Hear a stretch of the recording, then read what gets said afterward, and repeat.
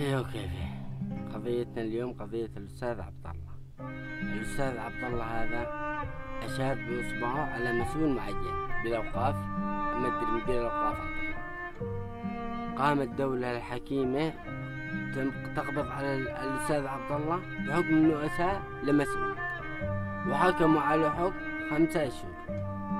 5 أشهر حكم عشان قال فلان فاسد. والأستاذ عبد الله أنا أثق فيه ثقة عمياء، وعارف أن الرجال ما قال المسؤول الفلاني فاسد إلا وهو فعلا فاسد.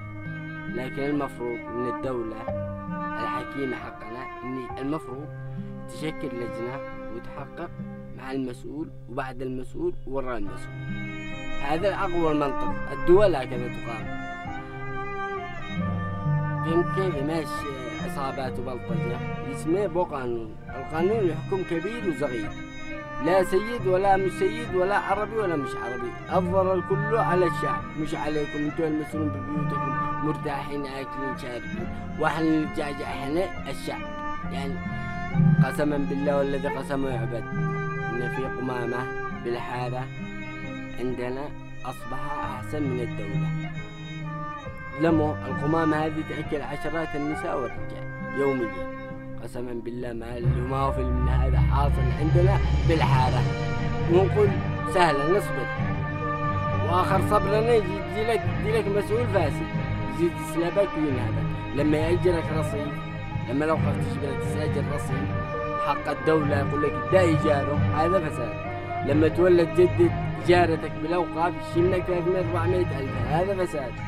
لما تعمل أطراف أصغر معاملة يسلبوك ينهبوك دمك يقرطك يقولك، هذا فساد ولا مش فساد؟ فساد وأكبر فساد. الناس حالتهم حالة، الناس تعبوا الناس.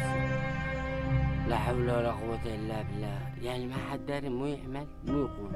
إن تكلمت بتزوك حبسوك وخلوا اللي ما فيك داعش مرتضى يعمل لك اي حاجه ورجنبك بالسجن وعر حد امه واحد يهدر ولا يراجع بعده.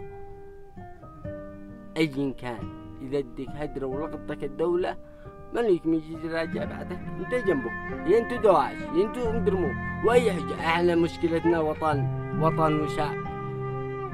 الشعب اللي يموت جوع والوطن اللي يدمر كم ملامح لليمن ومحيته الحرب الاخيره هذه. ولا زلكوا تمحوا الشعب وتمحوا الوطن.